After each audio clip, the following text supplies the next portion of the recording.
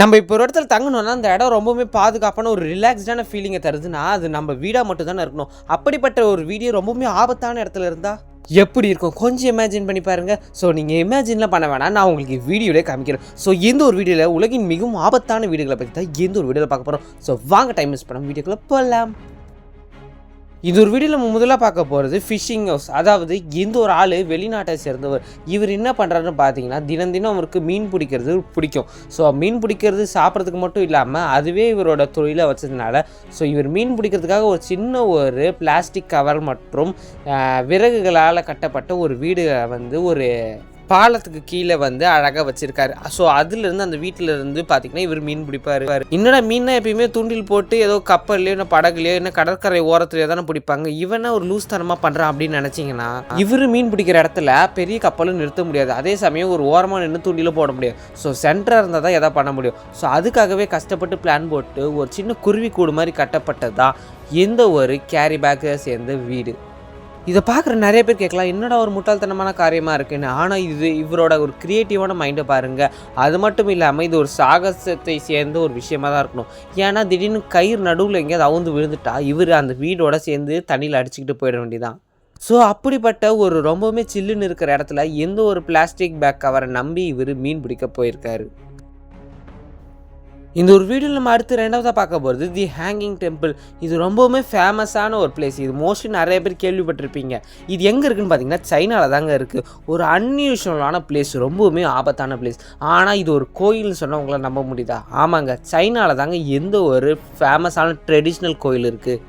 என்னடா சொல்கிற, கோயிலா? என்னடா எங்கே போகிறது எப்படி ஏறுறது அப்படின்னு கேட்டிங்கன்னா இதுக்கு குட்டி குட்டி வழி இருக்குது.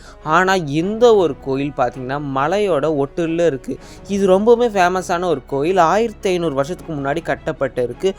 ஒரு டெய்லியுமே வழிபட போகிற நார்மலான கோயில் தான். அது மட்டும் இல்லாமல் ஹிஸ்ட்ரி பீரியட்லேருந்தே இருக்குது. இது ரொம்பவுமே ஒரு ஹிஸ்ட்ரியாட்டிக்கல், அதாவது மலைகளில் தொங்கி கொண்டு இருக்கும் ஒரு டெம்பிள் அப்படின்னா அது இந்த ஒரு டெம்பிளாக தான் இருக்கணும். ஸோ இது வந்து ரொம்பவுமே ஃபேமஸ் ஆனதுனால வெளிநாட்டிலேருந்து எக்கச்சக்கமான டூரிஸ்ட்டு போயிட்டு தான் இருக்காங்க. ஸோ சைனா சைடில் பார்த்தீங்கன்னா இந்த ஒரு கோயிலுக்கு ஒரு ஃபேமஸான ஒரு பேர் இருக்குன்னே சொல்லலாம். இதை வந்து சிம்பிளாக வந்து ஹேங்கிங் டெம்பிள் அப்படின்னு சொல்லுவாங்க. இது பார்க்கவே ரொம்பவுமே பயங்கரமாக இருக்கும். ஸோ சைனாக்கு போனீங்கன்னா ட்ரை பண்ணி பாருங்கள் அந்த இடத்துக்கு. அடுத்ததான் இந்த ஒரு வீடியோவில் நம்ம மூணாவதாக பார்க்க போகிறது தி கோஸ்ட்லைன் ஹோம். கலிஃபோர்னியாவில் ஒரு கடற்கரைக்கு பக்கத்தில் உள்ள ஒரு வீடுகள் தான் எந்த ஒரு கோஸ்ட்லைன் ஹோம்ஸ். இது மிகவும் ரொம்பவுமே ஆபத்தான ஒரு ஏரியாவில் தான் எந்த ஒரு வீடுகள் வந்து இருக்குது. அதாவது மண் லைட்டாக சரிஞ்சால் கூட இங்கே இருக்கிற வீடுகள் வந்து பார்த்திங்கன்னா அப்படியே சரிஞ்சு விழுந்துடும். இதனாலே பார்த்திங்கன்னா அங்கே இருக்கிற நிறைய வீடுகளுக்கு அங்கே இருக்கிற கவர்மெண்ட் வந்து சீல் வைக்கப்பட்டிருக்கு. ஏன்னா எந்த ஒரு பில்டிங்க்கு உத்தரவாதமே கிடையாது.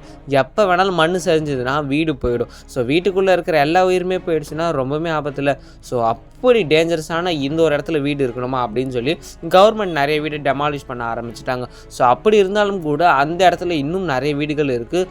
ஸோ அப்படி இருக்கிற வீடுகள் இன்னும் கரையை கொஞ்சம் லைட்டாக வந்து தொட்டுருச்சுன்னா கூட ரொம்ப ஆபத்து. அடுத்ததாக இந்த ஒரு வீடியோ நம்ம நாலாவதாக பார்க்க போகிறது மவுண்ட் மேராப். என்னடா இது மவுண்டைன் பக்கத்தில் ஏதாவது வீடு இருக்கா அப்படின்னு தானே கேட்பீங்க. அதுதான் கிடையாது. நீங்கள் பார்க்குற இந்த ஒரு மவுண்டன் கிடையாது, வல்கனோ, அதாவது எரிமலை குழம்பு. ஸோ அப்படிப்பட்ட இந்த ஒரு எரிமலை பக்கத்தில் இருக்கிற எந்த ஒரு வீடுகள் ரொம்பவுமே சாகசக்காரங்க தான் சொல்லி ஆகணும். ஏன்னா எந்த ஒரு எரிமலை பக்கத்தில் இருக்கிற அந்த வீடுகளுக்கு எப்போ வேணாலும் இந்த எரிக்குழம்பு வந்து வெடிக்க ஆரம்பிச்சிடும். ஸோ அப்படி வெடித்து செதறிடுச்சுன்னா அங்கே இருக்கிற வீடுகள்லாம் பயங்கரமாக வந்து அஃபெக்ட் ஆகும். இது வந்து நான் ஆக்டிவ் வல்கனோ இல்லை, ஆக்டிவ் வல்கனோ. அதாவது எப்போ வேணாலும் வெடிக்கும்னு சொல்லுவாங்கள்ல, அந்த மாதிரி எப்பயுமே தீக்குழம்பு உள்ளே இருக்கும். 2010 கிட்டத்தட்ட 100 பேர் வீடுகள் வந்து அந்த இடத்துலேருந்து வெக்கெட் ஆகி வெளியில் போயிருக்காங்க. கிட்டத்தட்ட 40,000 மக்கள் அங்கேருந்து வெளில போயிருக்காங்க அப்படின்னு சொல்கிறாங்க. ஸோ இப்போ அந்த ஒரு கிராமம் ரொம்பவுமே வெறிச்சோடி போய் தான் இருக்குது. ஏன்னா அந்த கிராமத்தில் யாரும் இப்போதைக்கு இல்லை. ஸோ அதுக்கப்புறம் பார்த்தீங்கன்னா அந்த வல்கனோலாம் வெடித்து முடித்த பிறகு சில பேர் வந்து தங்கியிருக்காங்கன்னு சொல்கிறாங்க. ஸோ ஆனால் முதல்ல இருந்த ஒரு கிராமம் மாதிரி இப்போ இல்லை. அந்த ஒரு கிராமம் இப்போதைக்கு ரொம்பவுமே காலியான ஒரு அமைதியான ஒரு இடமா இருக்குது. இந்த ஒரு வீடியோவில் நம்ம அடுத்து 5ஆவதாக பார்க்க போகிறது tree house of Korowai high tribe. இந்த காட்டுவாசி மக்கள் அப்படின்னு சொல்லுவாங்கள்ல, ஸோ அப்படி காட்டுவாசிகளில் எக்கச்சக்கமான ட்ரைப் வித்தியாசமாக இருக்காங்க. அப்படி கார்வாய் ட்ரைப் அப்படின்னு சொல்லி ஒரு வித்தியாசமான பழங்குடியினர் மக்கள் இருக்காங்க. ஸோ இவங்களுக்கு வீடு எங்கே இருக்குன்னு பார்த்தீங்கன்னா மரத்துக்கு மேலே தாங்க இருக்கும். ஸோ அப்படி மரத்துக்கு மேலே கஷ்டப்பட்டு போய் தான் அவங்க வீடு கட்டுவாங்க. ஸோ எதுக்குன்னு பார்த்தீங்கன்னா அவங்களுக்கு சில நம்பிக்கைகள் இருக்குது. அதில் முக்கியமாக நம்பப்படுற 3 பெரிய நம்பிக்கைகள் கீழே இருந்தால் நாங்கள் அந்த காட்டு விலங்குகிட்ட இருந்து தப்பிக்க முடியும். அடுத்ததாக பார்த்தீங்கன்னா இவங்க அதிகமாக நம்புறது ஈவில் ஸ்பிரிட். கீழே வீடுகள் இருந்தால் அந்த ஈவில் வந்து அதாவது அந்த தீய சக்தி வந்து நம்மளை அடிச்சிரும். ஸோ அதனாலே பார்த்தீங்கன்னா அவங்க மரத்தோட உச்சியில் போய் தான் வீடு கட்டுவாங்க. ஸோ அப்படி பண்ணுறது மூலமாக அந்த தீய சக்திக்கிட்ட இருந்து இவங்க காப்பாற்றப்பட்டாங்க அப்படின்னு சொல்லி நினைக்கிறாங்க. அடுத்து குட்டி குட்டி பூச்சிகள் புழுக்கள் அதுகெல்லாம் இருந்து தப்பிக்கிறதுக்காக மேலே கட்டியிருக்காங்க. கீழே இருந்ததுன்னா அவங்களுக்கு ரொம்பவும் டேஞ்சர். ஸோ மேலே இருந்தால் அதெல்லாம் வராது, வெறும் காக்கக்குருவி மட்டும் தான் வரும் அப்படின்னு சொல்கிறாங்க. அது மட்டும் இல்லாமல் இவங்களே ஒரு பிளாக் மேஜிக் பண்ணுறவங்களா இருக்காங்க. அதாவது இந்த வசியம் சூனியம்லாம் சொல்லுவாங்க பார்த்தீங்களா தமிழில். ஸோ அது எல்லாமே இவங்களுமே பண்ணுவாங்களாம். ஸோ இவங்களுமே ரொம்ப டேஞ்சரஸான ஆளுங்க. இவங்களுக்கு கட்டுறதும் டேஞ்சரஸான வீடு தான். ஸோ மரத்து மேலே இருக்கிறது வெயிட்டு தாங்க முடியும்னு கீழே வந்துட்டால் என்ன ஆகும்? ஸோ ஆபத்து தானே. சின்ன வயசுலேருந்து நம்ம நிறைய பேர் ட்ரீ ஹவுஸ்ன்னு கேள்விப்பட்டிருப்போம். ஸோ அதெல்லாம் ப்ராப்பராக கட்டப்பட்டிருக்கும். ஆனால் இவங்க வந்து கட்டுறது எல்லாம் பார்த்திங்கன்னா அவங்கள்ட்ட இருக்கிற பொருட்களை வச்சு எந்த ஒரு மிஷின் டெக்னாலஜி அப்புறம் ஆணி ஹேமர்ஸ் எதுவுமே இல்லாமல் ஒரு இவங்களாக கிடைக்கிறப்படுற குச்சி மரக்கட்டையை வச்சு கட்டுறாங்க. ஸோ அது எவ்வளோ அளவு சேஃப்னு தெரியல. அடுத்ததாக இந்த ஒரு வீடியோவில் நம்ம 6வதாக பார்க்க போகிறது கட்டோஷிக்கி பில்லர்ஸ். நீங்கள் பார்க்குற எந்த ஒரு வீடு கிடையாது, சர்ச்சு. கிட்டத்தட்ட ஒரு பெரிய மலைக்கு மேலே இருக்கிற எந்த ஒரு சர்ச்சு. இந்த ஒரு சர்ச் எங்கே இருக்குன்னு பார்த்தீங்கன்னா வெஸ்டர்ன் ஜார்ஜியா அப்படின்னு சொல்லி ஒன்று இருக்குது. அந்த இடத்துல தான் இருக்குது. அதாவது ஜார்ஜியான்ற ஒரு சிட்டிக்கு வெளியில் தூரமாக இருக்குது. ஸோ இது வந்து ஒரு நேச்சுரல் லைம்ஸ்டோனால் கட்டப்பட்ட ஒரு குட்டியான சர்ச்சு. கிட்டத்தட்ட 130 அடிக்கு மேலே இருக்குது. அது மட்டும் இல்லாமல் ஒரு ஐசோலேட்டட் தனிப்படுத்தப்பட்ட ஒரு இடம். அது மட்டும் இல்லாமல் ஜார்ஜியாவுக்கு வெளியில் ஒரு இப்போ மிக அருகில் சொல்லுவாங்களா அந்த மாதிரி இது. அது மட்டும் இல்லாமல் 6th to 8th செஞ்சுரியில் கட்டப்பட்ட இந்த ஒரு சர்ச். அதே மாதிரி இதில் டூரிஸ்ட் வந்து பார்க்கலாமான்னு கேட்டிங்கன்னா பார்க்கலாம். அதே மாதிரி டெய்லியும் மக்கள் இதில் ஏறுறாங்கன்னு கேட்டிங்கன்னா அதுதான் கிடையாது. ஸோ இதில் சில மாங்க்ஸ் மட்டும் தான் டெய்லியும் போயிட்டு வராங்க, மற்றபடி மக்கள் எப்போயாவது தான் போயிட்டு வராங்க. ஸோ இது ரொம்பவுமே ஆபத்தான ஒரு சர்ச்சு. ஸோ அடிக்கடி மாங்க்ஸ் மட்டும்தான் அது மேலே போயிட்டு வருவாங்க.